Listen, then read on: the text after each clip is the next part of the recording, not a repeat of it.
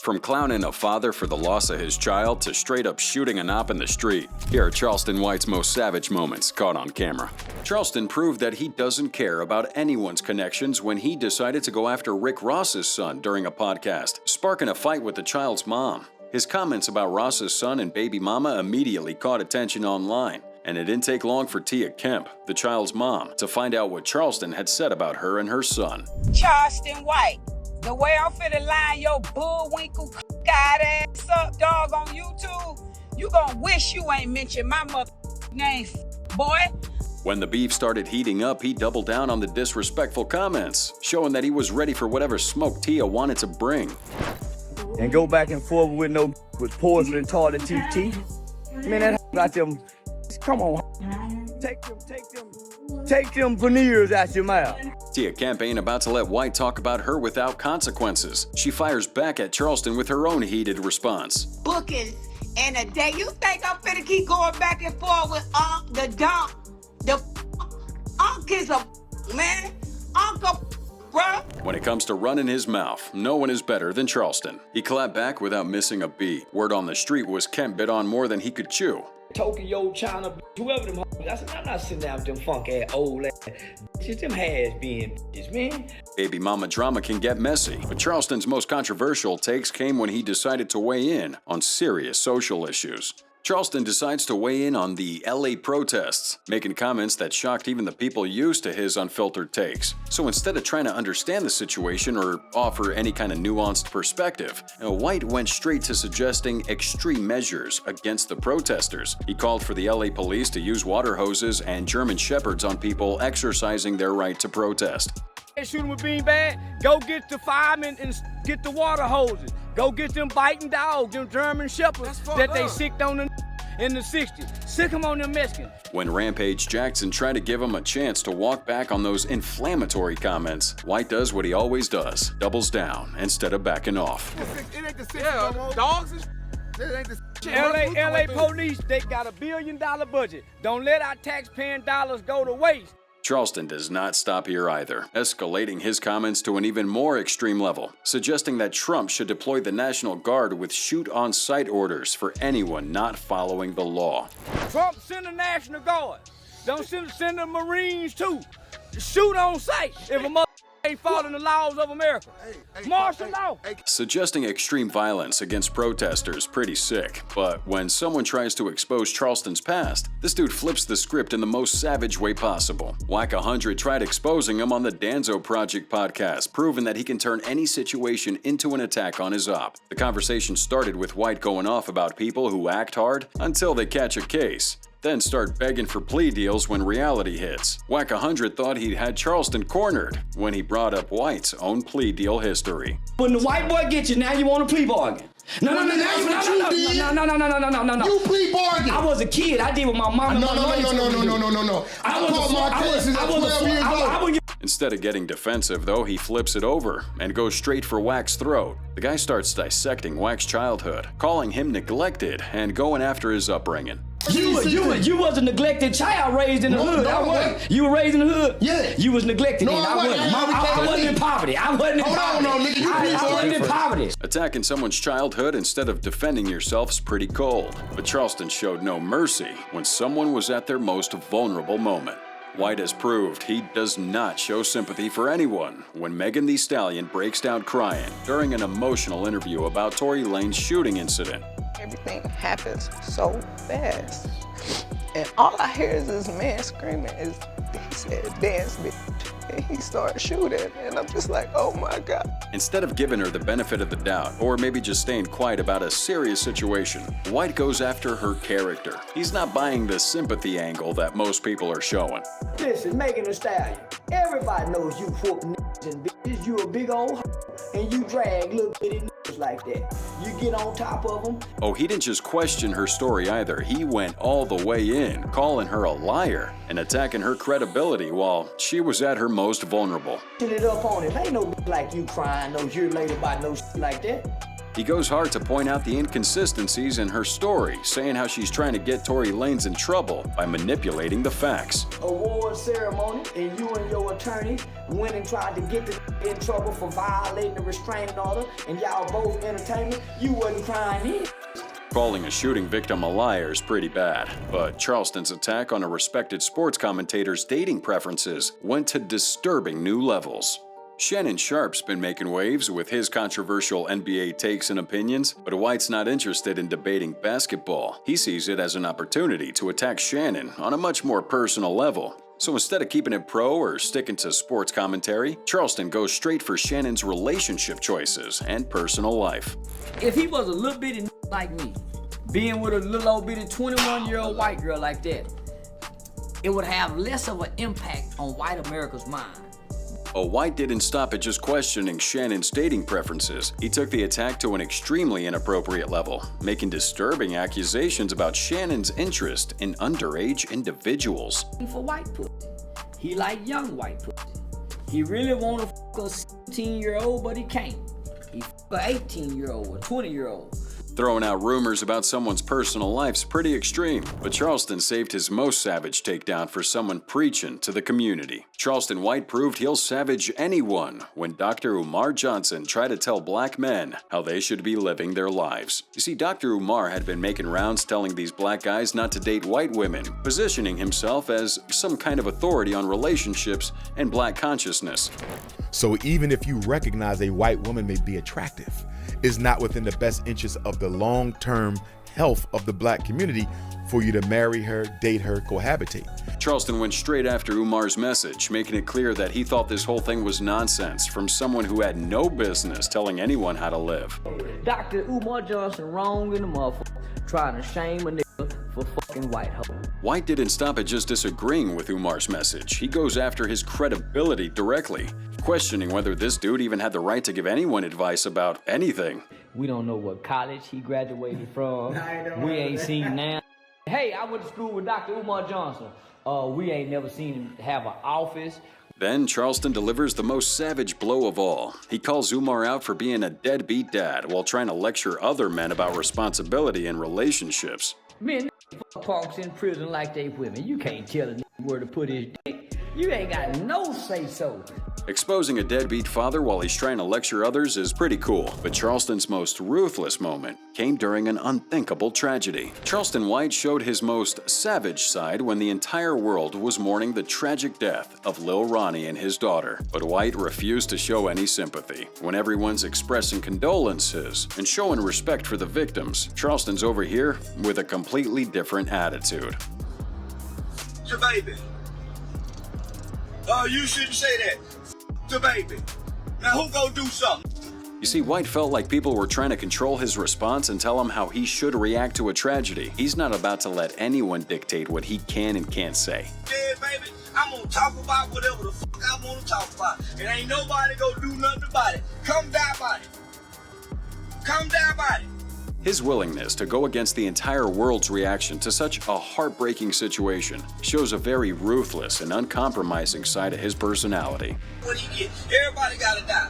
And death ain't a bad thing where I'm from. This would show that Charleston will savage any situation if he feels like people are trying to control his narrative. Going against the world's sympathy during a family tragedy was heartless. But Charleston saw another opportunity to prove a point when a major rapper got locked up. Lil Durk got locked up on serious charges, and most people in the hip-hop community showed some support or just stayed quiet. Well, police arrested Grammy Award-winning rapper Lil Durk in Florida on federal charges that he paid for the attempted 2022 revenge killing of another rapper at a Los Angeles gas station. So White's been warning people about the consequences of the lifestyle for years, and Durk's arrest was exactly what he'd been talking about. So he wouldn't show sympathy here. He goes straight into savage mode. So ain't nobody laughing at Durk. Now it ain't funny. Now your favorite rapper go to jail and look like he got a no bond like me. That boy got a federal no bond. Charleston called out all the people who used to say his time was coming when he spoke against King Von and the drill scene. All y'all who said my time coming for saying King Von, saying King Von, all his time coming, they go get him. Drake time came for saying Tuka, Oh, he didn't stop there either. White points out the double standard in how people treated him versus how they're treating Dirk. Let's make fun of Dirk like y'all made fun of me. Especially when y'all thought I got shot. Look like that boy ass in trouble. Federal arrest giving Charleston the last laugh is one thing, but when a foreign rapper thought she could disrespect him and his culture on stream, oh, he handled that immediately. White shows how he handles disrespect when Toronto rapper Chromaz thought she could say whatever she wanted on Ross's stream without consequences, and the whole situation went left when Chromaz kept dropping that N-word during their conversation. Yo, I'm already rich, man. I don't need to set people up. They got niggas in Canada. Duh. There's niggas everywhere. You should know that. I'm not. No, it ain't. He tells her to stop using that word, making it clear it's not acceptable. But instead of taking accountability, she doubles down. And that kind of response was exactly the wrong move to make towards Charleston. And you ain't no. Now you just using the word, but you ain't no. And you can't use the word. Man, you can't mind me to death, and you ain't no. White kept the pressure on her, not letting her off the hook for what she said. He wanted to make her realize how privileged she was. You ain't no motherfucking nigga. You don't wanna be nigga. You don't know nothing about being. You don't know nothing about being no nigga. Yeah, he takes it further by going after her whole city, saying there's no real ones in Toronto, which hit Chromaz pretty hard. Man, you ain't no real niggas in Toronto. Man, that them free slaves. How dare you? How dare you? Come to Toronto then. Come to Toronto. Come to Toronto. How dare you? Checking someone's privilege on live stream's pretty savage, but Charleston proved his toughness isn't just for the internet when someone tested him in real life. Charleston would prove that he's not just tough online when some dude decided to test him on the streets. The situation gets crazy when this guy presses Charleston, thinking he can intimidate him like people try to do online. The confrontation gets physical, and the guy lunges at him. White got some distance between them, but he's not done handling this situation. He let shots loose at point-blank range.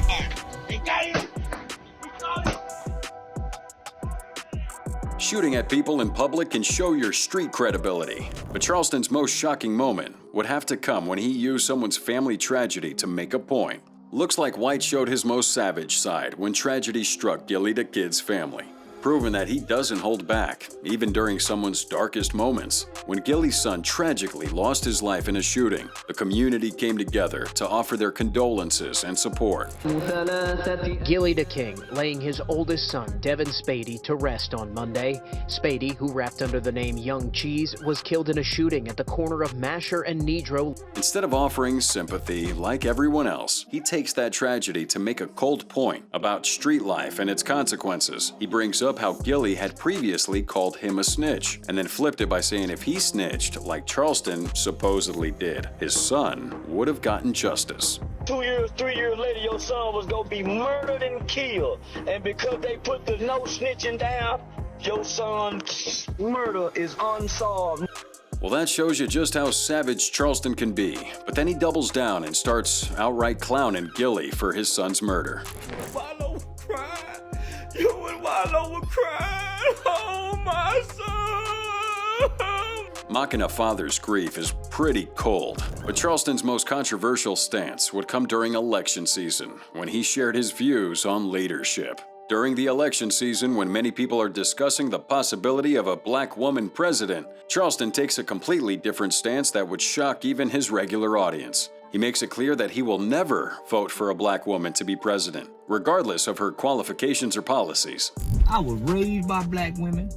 I got a grandmother, I got black sisters, but I wouldn't dare put no black woman in no position of the White House. Oh, he doesn't stop there. He doubles down on the controversial position by saying that he'd rather see black people go back to being slaves than have a black woman as a president. I'd rather for black people to go back to slavery than let a black woman run this goddamn country.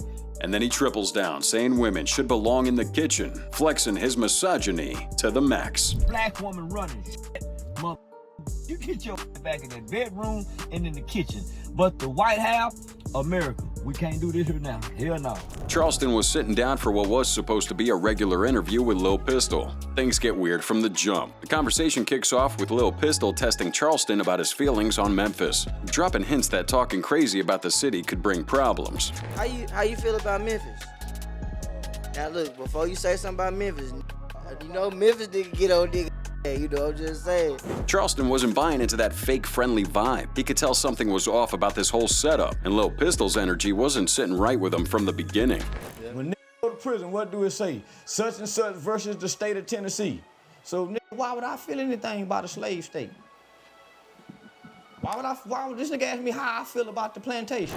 The interview took a turn when Lil Pistol started getting disrespectful, flexing on Charleston and threatening to put his hands on him like he was some random dude off the street. What would you do if I slapped the shit out of you?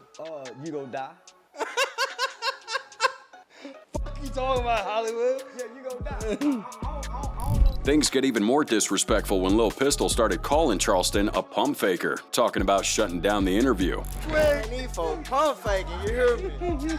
Man, these folks pump faking, dog. Johnson, his boy came in here quick. Man, hey, my right there too. He even had someone off camera offering Charleston melatonin and weed, basically treating him like he needed to be sedated or something. Hey, get him some weed. I know you call dog land. What's where your land at? Charleston's not about to sit here and let someone play him on camera. He could see exactly what type of game Lil Pistol was running, and he wasn't playing it. I done been in this city several times. I ain't seen you do nothing in this city. How is your city? Yeah, how's this your city, Hollywood? Tell us, how's this your city? All you gotta do is Google me.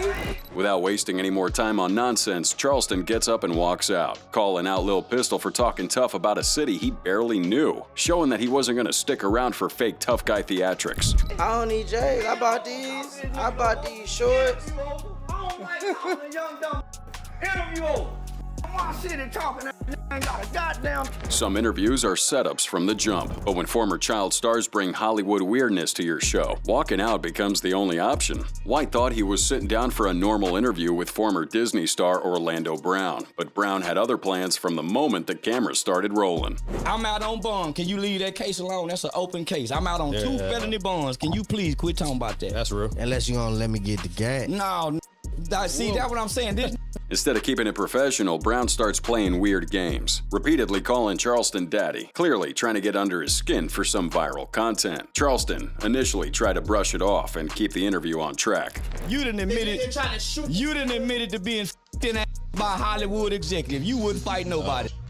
You done admitted to being f***ing by a Hollywood executive. Charleston decided to flip the energy and started pressing Brown about his Hollywood past, trying to get the conversation back to something real instead of whatever weird show Brown was putting on. Did you fight them executives that were trying to beat up? Did you fight? I was free. Shot out.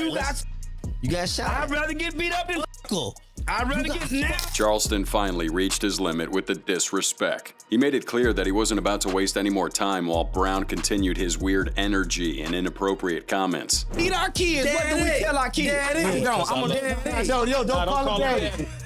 He don't do that. Yeah. You gotta call him up. I want to talk game, man. I don't want to do this. Daddy. Let's call him up. Dealing with weird energy is one thing, but when someone tries to police what you can say about dead rappers, that's when the guns come out on camera. Charleston's in the middle of a heated discussion about FBG Duck's mom and King Von's family when things take a dangerous turn. He makes it clear he has zero respect for King Von, calling him a savage and not holding back on his opinions. King Von, I don't give a fuck about his mama. Y'all love his mama, I don't. You know Von and Duck is like kind of. I don't know that. What you don't know? I don't know that. When DJU tried to step in and check Charleston about how he's talking about these sensitive topics, Charleston immediately felt like someone was trying to censor him. That's when his whole energy switched up. Why from Texas got to pay his mama car note? Why? And y'all want to tell me what I'm going to do with my money? Yeah, you want to do it because you... I didn't... No, she asked me. The moment he felt like DJU was trying to police his words, he started going off completely. Since y'all got so much to say, give me back the money then, huh? What happened next would shock everybody in the room. Charleston goes for the gun and pulls it out on camera, showing DJU and everyone watching that he's not just talking tough for the internet. He's really about that life. I don't give a fuck about shit. Keep my motherfucking gun. Keep my motherfucking gun. I keep my motherfucking gun.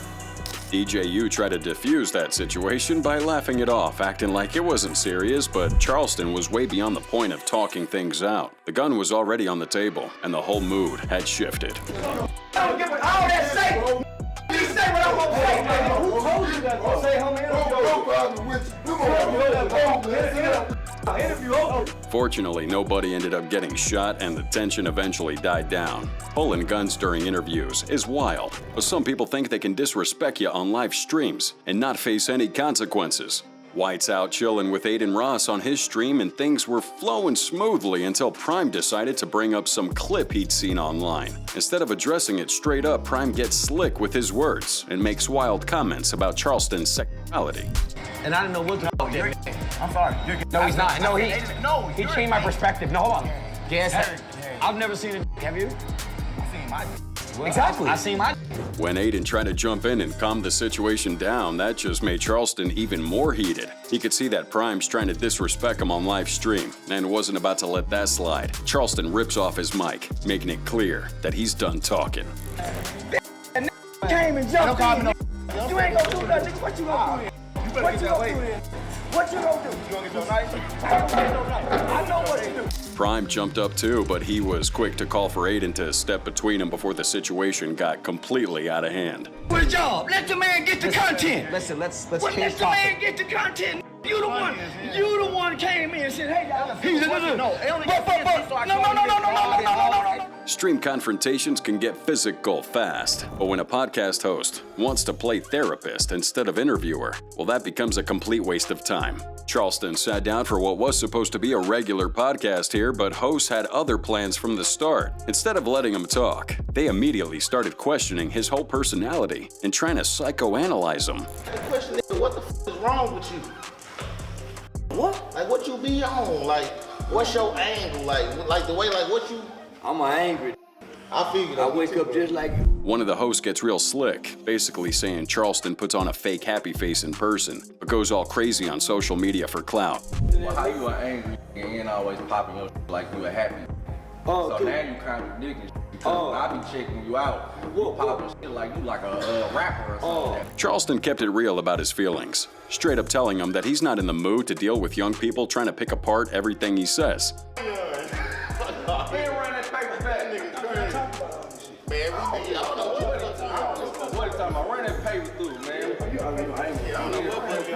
Charleston had heard enough. He's up and heading for the exit. He tells his people to give the podcast host their money back because they're not letting him get his point across. Get them back their money. They want to let me answer the question. Get them back their money. Hey man, get your old ass. Hey, get your sensitive ass back over here. Walking out on a disrespectful interview is necessary sometimes, but when someone promotes putting kids in danger, that's when the real anger comes out. White's on Queen's Flip show when the conversation shifted to a sensitive topic about a kid from Philly who had witnessed a murder. We wasn't on no code, though. That's because you changed your life. Listen, homie. Man down, Listen, homie. We was all kids on no code. It wasn't no code at 13. Queens made the mistake of pushing that old street code mentality, suggesting that young kids should somehow know how to navigate the adult street situations and keep their mouths shut. That type of thinking immediately set Charleston off. So what was your standpoint in that situation? That he... Listen to what I'm saying. He was a 13-year-old kid, fam. Are you that Have you killed before? Who, me as a man? Have you ever been convicted of killing before? Charleston White actually works with troubled youth in real life and isn't about to let this backward logic slide. Come on, homie, don't play like you such a hardened criminal where we talking about a 13-year-old kid. What that got to do with hardened criminal? A 13-year-old kid, you say he got a code? With his typical no-filter approach, Charleston went straight at Queens, breaking down why holding kids to street codes is completely wrong. For Charleston, it wasn't just a debate topic, that it's about protecting children from a system that's designed to destroy them. We still kids at 13, homie. Take away the rap music, take away the rap videos, take away we're still kids at 13, homie. Charleston was riding hard for that kid, making it crystal clear that he believed children shouldn't be expected to follow adult rules in life or death situations. So that's what I'm saying.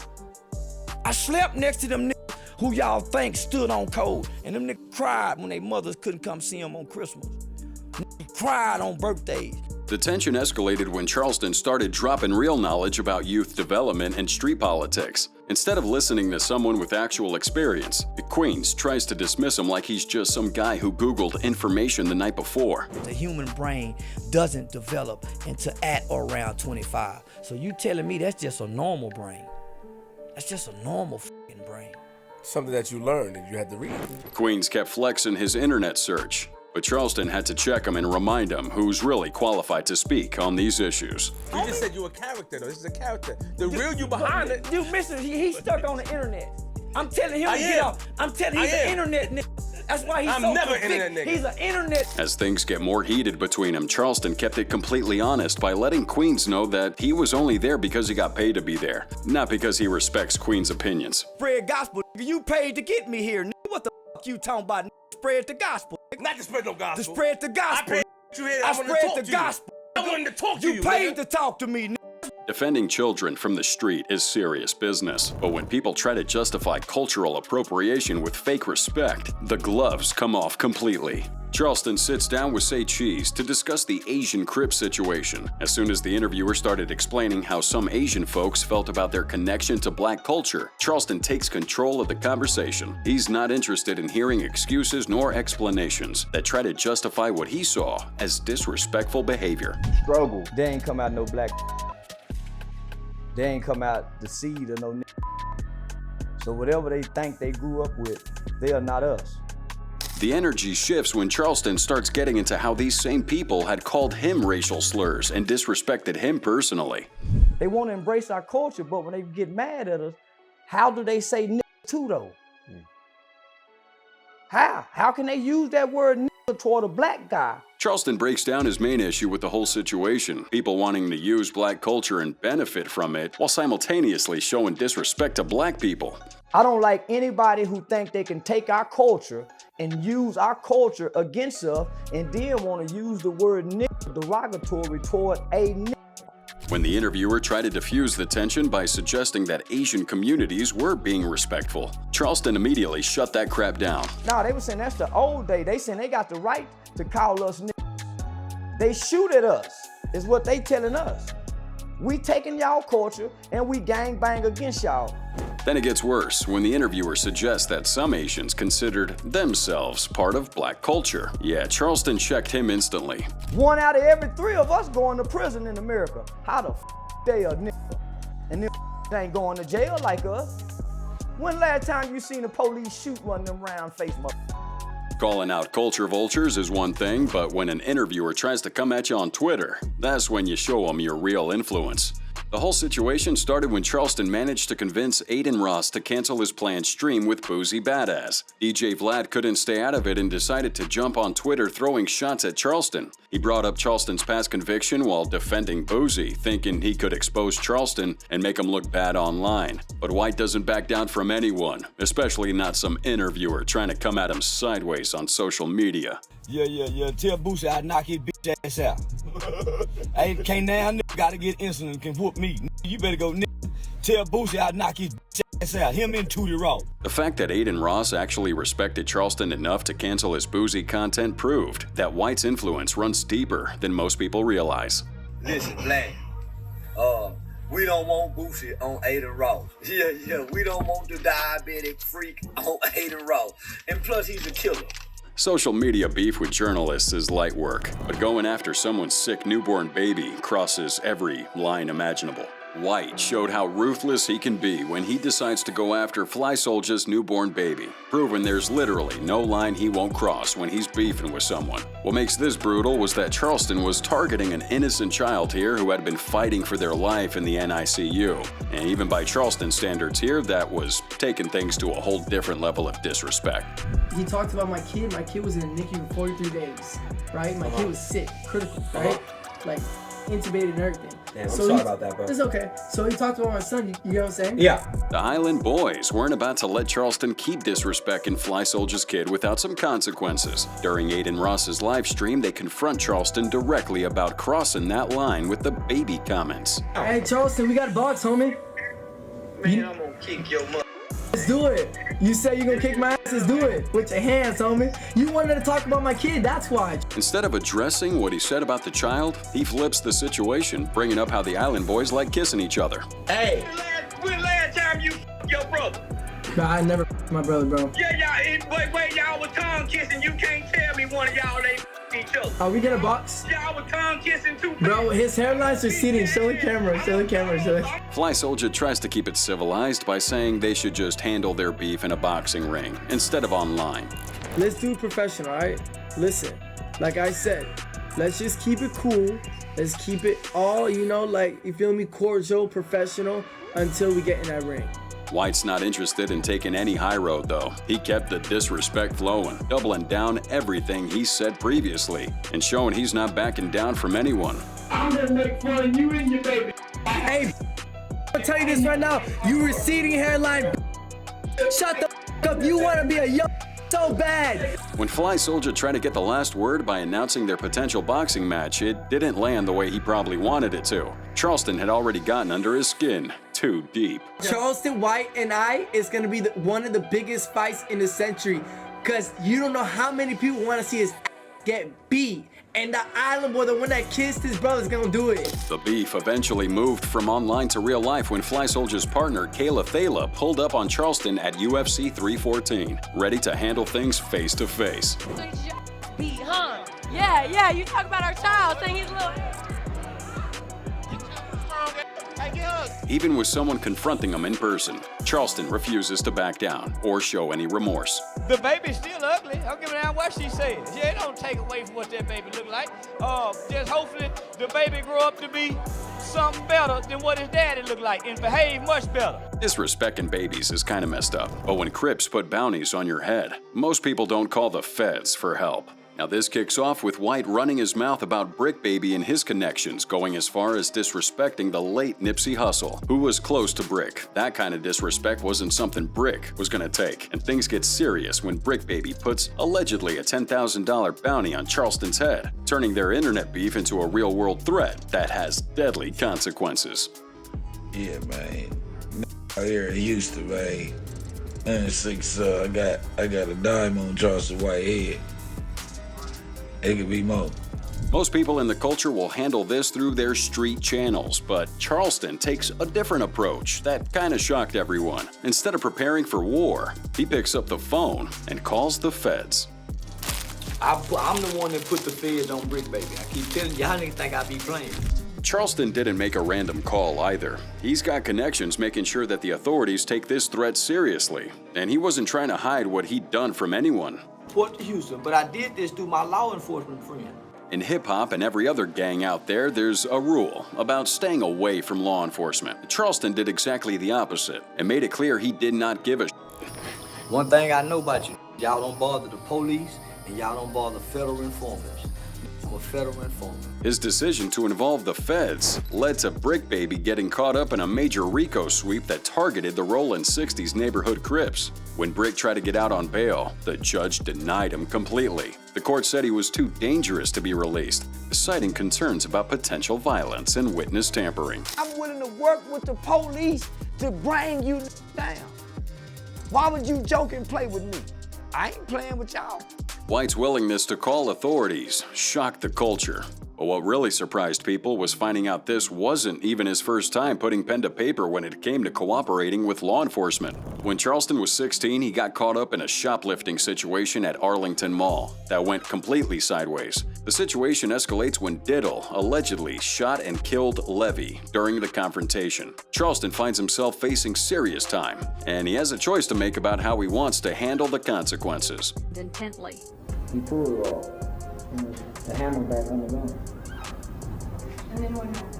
He fired it. Instead of staying quiet, keeping your mouth shut, taking whatever sentence came your way, Charleston decides to cooperate with the authorities. He takes the stand and testifies against Diddle, providing details about his friend's role in the shooting that helped secure the conviction. When people started bringing up his old case online recently, most expected Charleston to get defensive or try to explain it away. But that's not how Charleston operates. So, everybody's seen it before you seen it. It used to be on the news. I keep telling y'all, I made the news before. All what y'all doing, people I already seen. Testifying against friends as a teenager set the pattern, but even legendary Super Bowl performances aren't safe from savage criticism. When Kendrick Lamar was at the Super Bowl halftime show, it was seen as this historic moment for West Coast hip-hop and the culture as a whole. But Charleston wasn't about to join this crappy celebration. Instead of acknowledging what Kendrick had accomplished, he completely dismissed the entire performance. Yeah. I thought it was a bunch of I think it was a lackluster performance. And all they did was crip walk. Charleston called Kendrick's whole show bullshit and went in on all the symbolism and concepts that Kendrick's known for incorporating in his work. He argues that hidden messages and artistic concepts don't mean anything if they're not backed up by real action. Kendrick did that for a video shoot. He didn't do that to bring niggas together. Them just found something to dance to. His disrespect doesn't stop with Kendrick's performance either. When the conversation shifted to Serena Williams doing the crip walk during her tennis celebration, White takes it to a dark place by bringing up her family's personal tragedy. Her sister was killed by the Crips, so for her to even be up there crip walking, I thought was not only distasteful, was disgraceful. Dismissing cultural icons is standard practice, but going after rappers' kids guarantees that fathers will step in to handle business. Charleston shows that he has no problem going after rappers' children when he decides to target T.I.'s son, King Harris, and Boosie's son, Tootie Raw, after they both caught legal trouble. Instead of staying out of the family business, he jumps on social media to clown both kids and predict that they were heading for serious prison time. Yeah, that's them dumb rapper niggas, baby. They dumb in the mother. They ain't got no degrees, no GED. They ain't got no ribbons from nothing. What makes White's comments disrespectful is that he's not talking about random people here. He's coming at the sons of T.I. and Boosie, two established rappers who weren't gonna let anyone disrespect their families. Then whatever grown man fix their face to talk about a child, use a nigga. Nigga, come deal with the daddy. T.I.'s not going to sit back and let White talk about King Harris like that. The Atlanta legend quickly steps in to check Charleston, letting him know that coming for his son was crossing a line. I put my foot so far up your ass, you'll floss your teeth with my shoelaces. Nigga, don't motherfucking play with me, bro. By November 2023, King Harris had heard enough of Charleston's comments and decided to handle it himself. The young Harris made it clear on social media that he's not just talking online. He's ready to put hands on Charleston if they ever met face to face. Boy, Charleston White, you was a bitch, boy. And we was about to whoop your ass when you come back down here.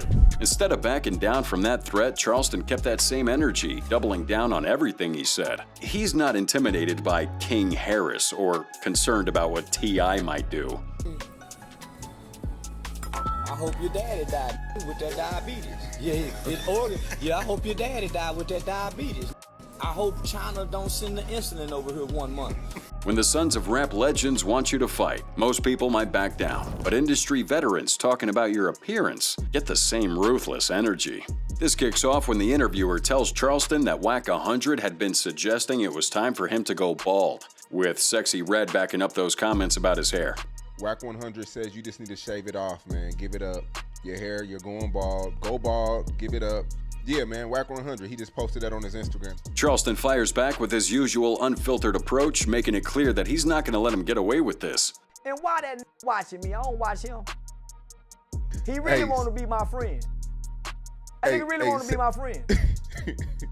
You think so? When the interviewer tried to give Sexy Red some grace and soften the situation, probably thinking Charleston might go easier on a female artist, they were completely wrong. Yeah, he kept that same energy. You think he cares about her gender?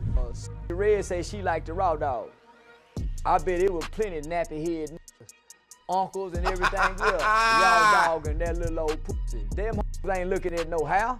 Industry beef over hair comments is pretty petty, but racist rants about entire communities, man, that brings gangsters to your doorstep. During an Insta Live session, Charleston goes on this disturbing rant, which included extremely racist and violent statements about Asian people, specifically targeting China Mac in the process. This would include disturbing statements about violence towards Chinese women and children that caused widespread outrage across every social media platform.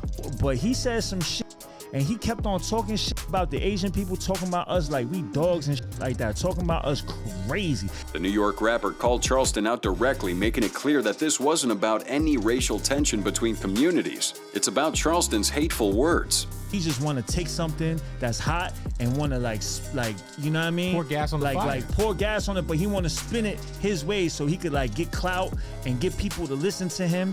When China Mac challenged Charleston to face him directly, most people expected White to either apologize or back down from the situation. Instead, he doubles down on his racist remarks.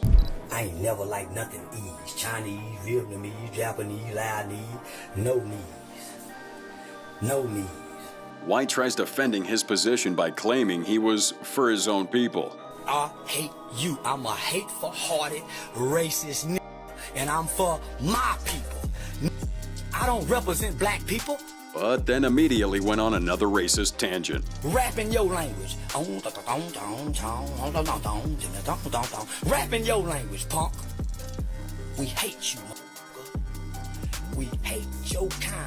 Racist rants and online beefs are one thing, but when Mr. White decides to bring that same energy to government officials, things get pretty wild. Most people who address city officials try to show some kind of respect and follow proper procedures, but White shows up with the same controversial energy that made him infamous. And when officials try to remind him to keep things civil and follow proper decorum, Charleston makes it clear that he didn't come here to play nice nor follow anyone's rules. Well, I'm not a civil man. This country once sold my ancestors, so civility is something that black people typically don't get exposed to in this country. Things get heated fast when White started comparing the city council members to Pharaoh from the Bible, calling them modern-day oppressors who were holding back the community. It was God who hardened the heart of Pharaoh. And you guys kind of represent Pharaoh in modern day time. Oh, he ain't finished making his point. He starts dropping inflammatory comments about diseases and directing shots at both the officials sitting in front of him and community members in the audience. Remind some of these white people, they got some black people coming to y'all neighborhood. Charleston. And they got some diseases. They got syphilis, chlamydia, gonorrhea. They got some good. Even as they're escorting him out, Charleston keeps the rant going, making sure he gets his full message across in the most Charleston White way possible. Getting escorted out of city meetings shows White's boldness, but his most shocking moment would come when he celebrated a dead rapper's killer as a hero. While the community is mourning Von's passing and celebrating his music, Charleston takes a completely different approach. White calls Von a demon and a killer, showing zero consideration for the fact that Von was no longer alive to respond to those accusations. King Von is one of the only few demons we done seen die who professed out of his mouth. The Bible says, what's in your heart, it go come out of your mouth. He said, I'm a demon, man, I'm on demon time. But calling Von names wasn't enough for Charleston. He takes it to an even more shocking level by praising Lil Tim, the man who killed Von, calling him a hero for what he did. I got to shake hands with the hands that God used to kill King Von. I ain't bathed yet. White points out how Von's death seemed to give courage to people who stayed quiet while he was alive, and he noticed how many rappers suddenly had plenty to say about Von once they knew he couldn't respond or retaliate. It is what it is, Vlad, man. Like, hey, look, some people need to be gone, bro. You know what I'm talking about, in order to get better. He one of them. Praising someone's murderer is pretty controversial, but Charleston proved that he'll go after anyone, regardless of your profession or status. So White shows he doesn't care about anyone's status or profession. When WNBA rookie Angel Reese decided to get political and throw shots at Donald Trump online, most people would have kept it about the politics, but White takes a different approach here. Instead of debating her for views, he goes straight after her character and questions everything about how she's moving in her career. She can't do nothing play basketball. I ain't the reason why we just start selling pussy. I be looking at the way she dressed. She don't want to play basketball. She want a. She got that spirit. The criticism got more personal when White questions whether Reese was genuinely passionate about politics or just chasing clout like everyone else on social media. Don't no real one shoot no hoop. They learn home economics. All the lesbian ones that could be played. Yeah, so she sells some. Charleston even dragged Cardi B into this, grouping both women together, claiming that they're just using political takes to stay in the spotlight, rather than speaking from real conviction. And not only that, we can't forget Cardi B said she used to drug men and rob them. So who give a about a like that? Yeah, these folks to play out the money. Don't, man, come on now. Tricking with you go drug me? Political beefing shows Charleston's range, but sometimes his most savage moments happen in the most unexpected places. During his appearance on a dating show, Charleston's supposed to connect with potential matches based on their voices before seeing them. But then this woman speaks and her deep voice comes through the speakers. Man, Charleston's reaction was immediate and brutal. What's up, bro? How you doing? Ain't no man, is You wanna find out? Hell no. Hell no, cause what if you is? I'm gonna be in a hell of a situation. The moment he heard that voice, Charleston shut it down. Yeah. Nah, why your voice deep, baby? Would I be here if I was a man? You sure right. Yeah, but why your voice so pretty as you? His reaction was pure white, showing that he doesn't switch up his personality just because cameras are rolling, or because he might hurt someone's feelings. Man, get her out of here. Man, why her voice so deep, F.U.? Why she growling? Why she doing that shit? Rejecting someone on TV is pretty brutal, but Charleston crossed a line that even his supporters couldn't defend when he brought someone's child into adult beef. Charleston White crosses a line here that even his most loyal supporters couldn't defend when he decided to bring Ski's daughter into their beef during a live stream, spending serious time talking about his daughter in ways that had nothing to do with their original problems. Promise you, I promise on my daughter, I'm gonna see you. Fuck that bitch. What? Fuck that. It gets pretty uncomfortable when Charleston started targeting the relationship between Ski and his daughter directly, throwing out suggestions about their family dynamic that nobody needed to hear, especially not in public. On my daughter, I'm crashing out and I'm gonna bomb right out. This what you saying that? This what you saying that? It ain't gonna stop us. Even people who are riding with Charleston started questioning whether he'd gone too far that time. Targeting someone's family's pretty low, but when this other rapper tried to check Charleston about it, things escalated to something nobody expected. Charleston shows how far he's willing to take the beef when King Yella decides to speak up about Charleston's disrespectful comments toward the late King Von. What starts as Yella's opinions on White's Von comments quickly escalates into something much more personal and way more nasty than it needed to be. My wife was talking about King Yella. She said, why he rocking like that in that corner with all that scribbly stuff on his face? I said, that's a dope fiend, baby. His mama was a crack addict, baby. Charleston just couldn't keep it between him and Yella, like most adults can do. Instead, he drags Yella's daughter into this, making disrespectful comments about her appearance. He looked like he was in an institution. Yeah. King Yella, baby. He old yellow with a bunch of scribbly scrappy on his face, and he got an ugly daughter. Yeah, he got an ugly yellow daughter. King Yella will not let Charleston talk about his family like this. He fires back immediately. You goofy mark ass clown. You and your ugly ass dog rat looking ass wife. Big ass nigga. So since you want to do all that on GOD, I'm not 600 breezy, you police ass nigga. The situation gets crazy when Yella tells White to watch his back, making it clear he ain't playing games about the disrespect toward his family. Cause if I find out where you gonna be at on my mama, on my kids, I'm gonna, you see these? You see this? I'm gonna put this all on your face. I'm gonna smack you like a bitch. But instead of handling the beef the way most people in hip-hop could, Charleston did something that was kind of shocking. He goes to King Yella's parole officer, snitching on the threats instead of dealing with it man to man. That I was told he's on probation out of Las Vegas, but he's a well-known, influential, powerful Chicago gang leader. And he's making threats online. White tried to justify calling that officer by claiming it wasn't really about snitching since Yella had snitched on himself by making threats publicly. So now I'm just gonna report the crime that you snitched about. I'm not snitching, I'm just reporting the crime that you done already snitched about. So let me do my due diligence. Calling somebody's parole officer, that's messed up. But Charleston's behavior on a comedy show would prove that he stays uncomfortable everywhere. When White appears on 20 Women versus 2 Comedians alongside Lil Woody, everyone expected some jokes and banter. But White takes it to the usual uncomfortable level right from the start. A female contestant would make the mistake of asking Charleston what the first meal would be if he took her out. My question to you guys is... I ain't answering no motherfucking question. Ooh. Mr. White, what would be the first meal that you would feed me? Salad. She handled the joke pretty well at first, laughing it off like most people would on a game show. But White's not satisfied with just one dig in. He had to keep going. Is it gonna at least have meat in it? It ain't gonna have no all lettuce. Lettuce with croutons, or whatever that shit is. The contestant had enough of White's attitude and decided to get some payback. She reaches over, snatches his hat clean off his head, exposed that bald dome to everyone watching. And I was riding with you. I'm riding with you, baby. Come on. Oh! Hold on. What's this at the top? Oh my goddamn.